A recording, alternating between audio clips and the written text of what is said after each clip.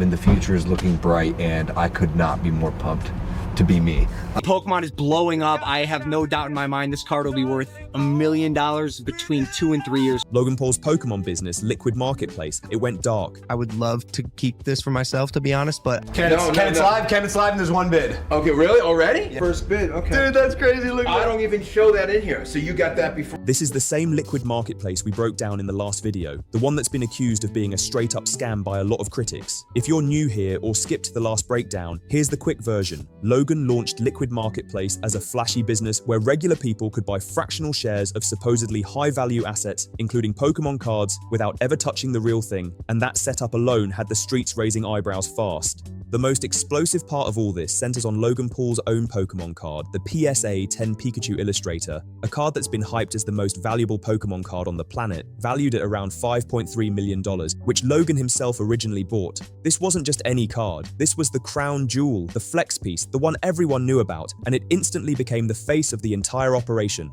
Logan here. As an avid collector and strategic investor myself, I am so stoked to announce the launch of Liquid Marketplace. These ultra-valuable assets get locked away in a vault, then shares are sold off to the public. A platform where collectors can buy and sell fractions of rare collectibles via tokens on the blockchain. As a start, we're launching with some amazing items. First up, and my personal favorite, a PSA 8 Pikachu Illustrator. This is by far one of the rarest Pokemon cards in the world. And only after that does the community supposedly get a vote on what happens next with the asset. LeBron, Kobe, and Michael Jordan. LeBron Exquisite RPA, his most sought-after rookie card, and a 2009 Upper Deck Exquisite Michael Jordan auto. Go sign up today, build your dream collection, and own a piece of the rarest collectibles in the world on Liquid Marketplace. That was the pitch, clean and simple, at least on paper. Fast forward to Logan listing that PSA 10 Pikachu Illustrator card on the platform he co-founded. They sold 51% of the shares to regular buyers, pulling in about $2.5 million in sales. Liquid Marketplace even claimed the listing completely sold out, meaning the public technically owned the majority stake, while Logan kept 49%. On the surface, that meant Logan no longer had full control over the card, and the community was supposed to be calling the shots from that point on, at least according to how the system was advertised. The whole deal was that the fate of the card was supposed to be decided by a community vote. But as shown in the last video, Liquid Marketplace completely fell apart with non-stop problems right out the gate. People couldn't pull their money out, the platform never gained real traction, and the user base stayed weak. One issue stacked on top of another until the whole operation quietly collapsed. It went dark. Their socials stopped updating, with their Instagram going silent after September 2023, and from the outside it looked like the business straight up failed. But here's the twist, people still believed they owned shares of Logan's Pokemon card, or at least that's what they were led to think. Then out of nowhere, Logan Paul pops up on the Netflix show King of Collectibles with Ken Golden selling the exact same PSA 10 Pikachu Illustrator card. The same card where 51% of the shares had already been sold to the public for $2.5 million on Liquid Marketplace. That moment alone had collectors doing double takes and asking serious questions. Right after that, Logan Paul posted a tweet addressing Liquid Marketplace and the Pikachu card, because he clearly wanted to sell it and cash out big. According to the situation, this step was necessary for him to even move forward with auctioning the card, Logan Paul said. Attention Liquid Marketplace users. As you may know, the PSA 10P2 Illustrator was previously listed on Liquid Marketplace where users could purchase tokens that, according to the company, represented our ownership interest in the card. You founded the company, Logan, so don't act like this was just the company making decisions. This wasn't some random system doing its own thing. This was built off your promises and your hype. In May 2024, consistent with the platform's terms, I repurchased the card. I paid a substantial buyout amount to the platform, which was intended to be distributed to fractional owners based on their respective percentages. I was informed at the time that the funds had been distributed accordingly. We're breaking this down today. Logan Paul claims that in May 2024, he repurchased the card. Remember, according to Liquid Marketplace's own statements, he only owned 49% of it at the time, yet suddenly he's saying the card is fully his again, just like that. Based on Liquid Marketplace's terms and conditions, it looks like Logan could apparently buy the card back whenever he wanted, even after promising people they would co-own it with him. That's the part that has everyone feeling played. Somewhere deep in the fine print, there was language that seemingly gave Logan an escape route, and that's exactly what he used. After making all those promises to the community, Logan still managed to take full control of the card, and then he followed it up by saying, he paid a substantial amount which was intended to be distributed to the people who bought the shares. In my last video, I said it. It's crucial we find out how much Logan actually paid to take that card back. I assumed it had to be some kind of heavy discount, especially since Liquid Marketplace was falling apart, clearly desperate for cash, and Logan kept dodging the question every time it came up. The reason this matters is simple. When Logan Paul auctions this card in January, market experts are saying it's on track to sell for around $7 million. And logically, the people who originally bought fractional ownership, the same ownership Logan promised them, should have gotten a piece of that upside. But that's not happening, because Logan took the card back into his own hands. So the real question is this: how much money did Logan actually plan to distribute to the people he told would co-own this card with him? And more importantly, what was the buyback price he paid to reclaim it? Because right now, if you look closely at the details tied to Logan Paul's statements, no one appears to have been paid for this Pikachu card yet. Liquid Marketplace pulled in $2.5 million from fractional owners, claimed the shares sold out, but the people who were supposed to receive funds from Logan buying the card back are still waiting. That silence is loud, and it's exactly why people are demanding answers. They haven't received anything, no payouts, no refunds, nothing at all. Liquid Marketplace pulled in $2.5 million. Logan Paul took the card back, paid what he claims was a substantial amount, which we're about to break down, and yet the people who bought shares were left empty-handed. No ownership, no profit, no explanation, just stuck watching from the sidelines. Meanwhile, Logan Paul has full control of the card again and goes on to auction it off for millions, all for himself.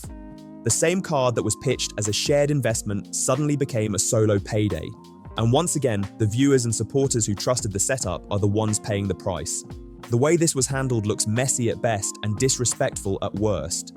Liquid Marketplace and Logan Paul, a co-founder of the platform, are both at the center of this storm. Despite later attempts to downplay his involvement, Logan was openly promoted as a co-founder on the website and talked about it publicly, so the connection was never a secret. Now, with all that context laid out, and for those who already watched the last video, some of this might sound familiar, but it's important to stack the facts properly, because this is where things get serious. Logan Paul finally starts talking about how much he actually paid to repurchase the Pikachu card. And that leads us straight into what this article reveals next. Celebrity and entrepreneur Logan Paul is selling his record-setting Pokémon card and told CLLCT he plans to settle issues surrounding the card's joint ownership. With defunct platform Liquid Marketplace consigned during the episode of Netflix, King of Collectibles, A Golden Touch for 1998, Pokémon Japanese promo Pry Illustrator, PSA 10 is set to sell as part of Golden's 2026 Pokémon and TCG auction.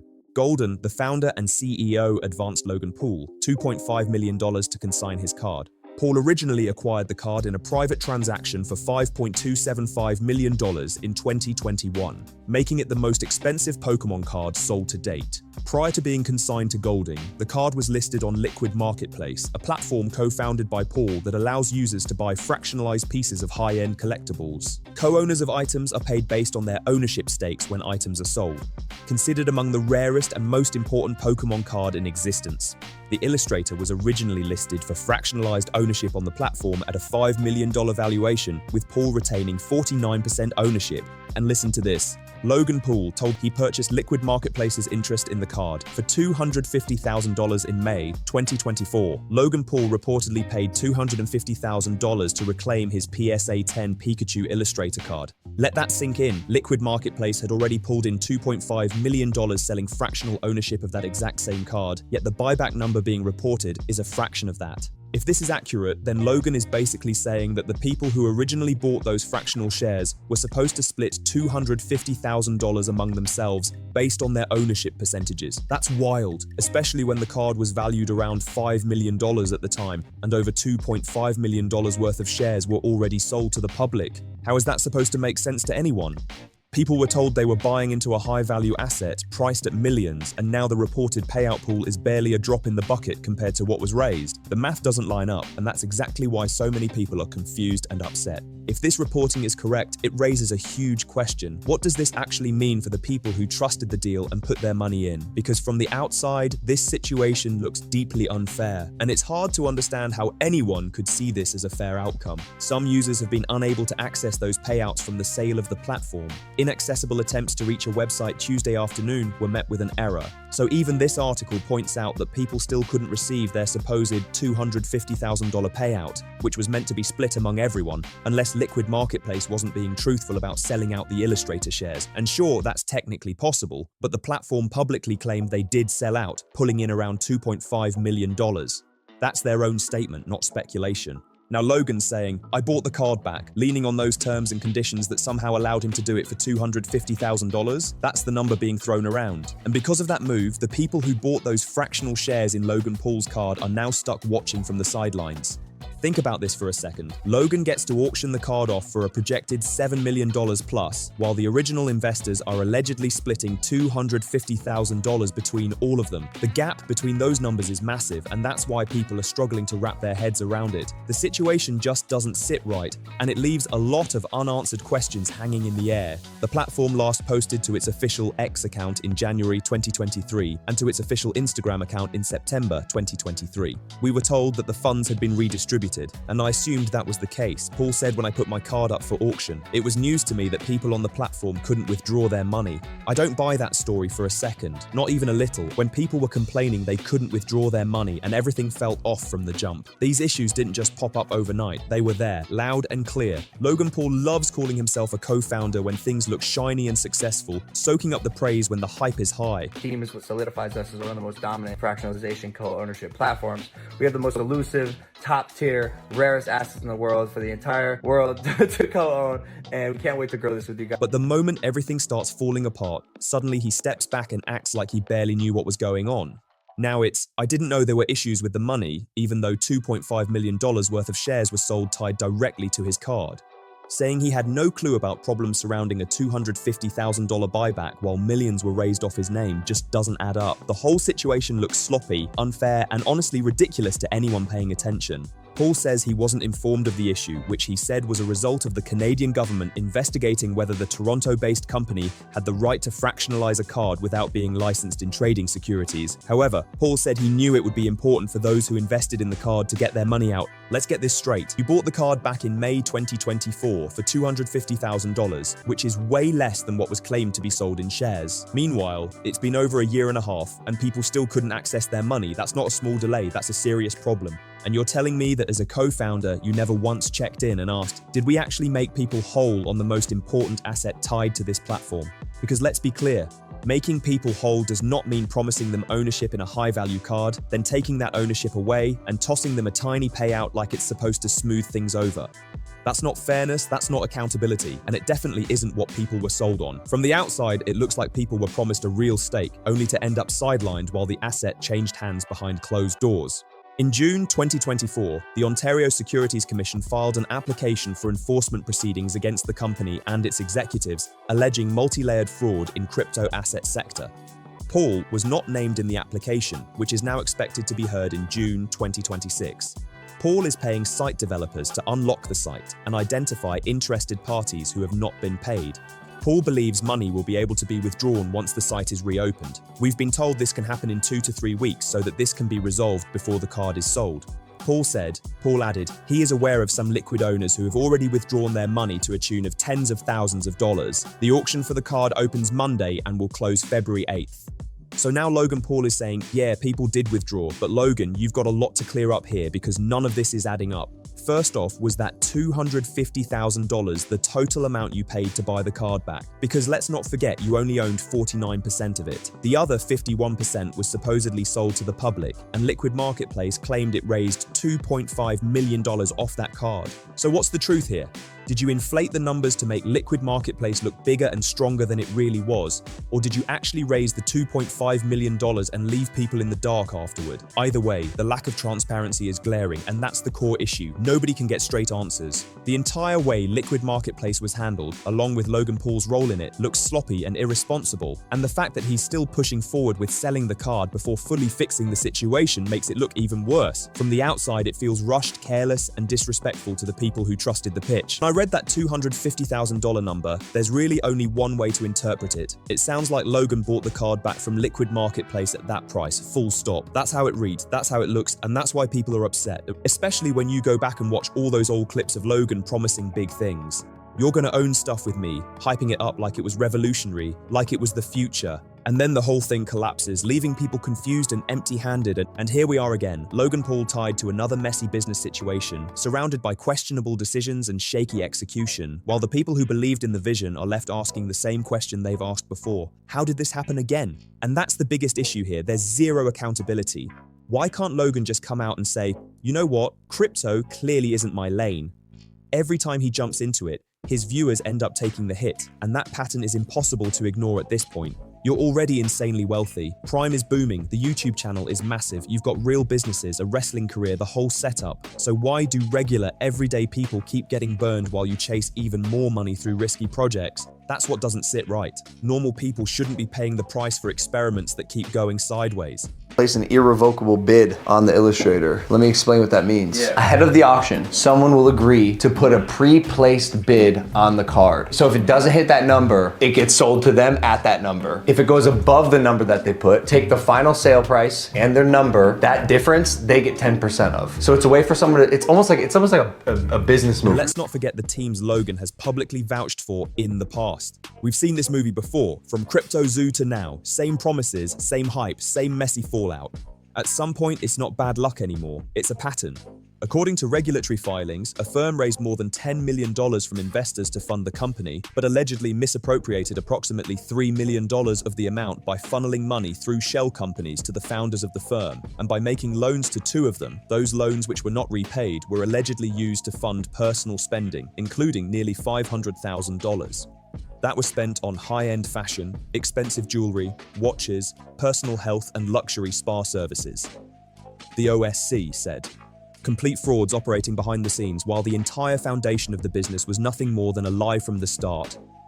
Someone did this with a fucking Birkin bag. He put a $3 million irrevocable bid on a Birkin bag. The Birkin sold for $10 million. The difference between $3 million and $10 million is $7 million. He got 10% of $7 million. So he made $700K in a night by doing nothing. The promises sounded big and bold, but the reality underneath was hollow, misleading, and built to collapse the moment people stopped buying the hype. He wants to put a $5 million irrevocable bid on the illustrator, which I just don't. I think it's too low, so I said no. The regulator also told investors were misled by claims about the tokens. It's alleged that investors were deceived because the tokens do not represent legal ownership of the underlying collectibles. It's cool though, it's cool because like people obviously have confidence in the card. These ownership stakes were not recorded on any blockchain, and the underlying assets were not authenticated, appraised, or insured. These false and misleading representations exposed token purchases to undisclosed risk, caused investor losses, and benefited liquid marketplace and its associates. So here's the real issue people are pointing at. Money was being taken in, loans were being used, and that cash was allegedly helping fund a luxury lifestyle for people tied to Logan Paul's team. Meanwhile, the entire pitch of the platform was that users actually owned pieces of these high-value assets. According to regulators like the OSC, that premise was completely false. The promise was ownership, real ownership. You own this asset, that's what people were told. But in reality, it turns out users didn't truly own anything at all. Bro, the auction goes live in 4 minutes. Yes. What does the bid start at? 500,000. 500,000. So we gotta, hope it gets up quickly. That's the heart of the controversy. All right, it looks like it should be starting momentarily. You know, Card Ladder has the value at 19 million? Yes. When people believe they're buying ownership and later find out it was just on paper, that's where trust gets shattered. Yeah, I don't remember. When I texted to you before, I think it was like 14 million. But what's happened is Pokemon's gone up 25%. Yep. So it's rose. Yep. And it becomes even more obvious when you look at the Pikachu card situation. Kenneth's live and there's one bid. Okay, really? Already? Yes. Okay, hold on. What's the bid? If Logan Paul could simply buy the card back whenever he wanted, despite not holding the majority share, 620,000. Oh, so that means it's probably too big. Oh, yeah. So that's, okay, so here we go. So let's take a peek. It just started. Yes, that was. then what did ownership actually mean in the first place? That alone makes people question whether the structure ever gave real control to the community. Kenneth's live and there's one bid. Okay, really? Already? Yeah. First bid, okay. Dude, that's crazy. Look. I don't even show that in here. So you got that before. On top of that, the OSC has amended its enforcement proceedings related to liquid marketplace, with hearings expected around June 2026. A lot of eyes are now on that process, because many are hoping it finally brings real answers and serious accountability. It's also important to be fair and clear here. Logan Paul is not listed by name in those regulatory documents. That matters and should be stated plainly.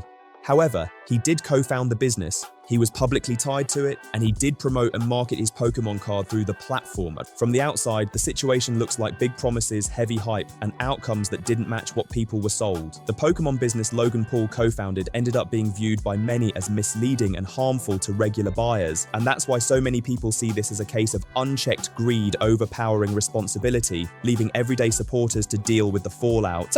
Let me know your thoughts in the comments. If you enjoyed this breakdown, make sure to like, share, and subscribe for more deep dives into influencer and media industry drama, power abuse behind the scenes, and the stories that don't get talked about enough. This story might be over on TV, but online it's far from finished, and the next one is already lining up. I'll see you in the next video.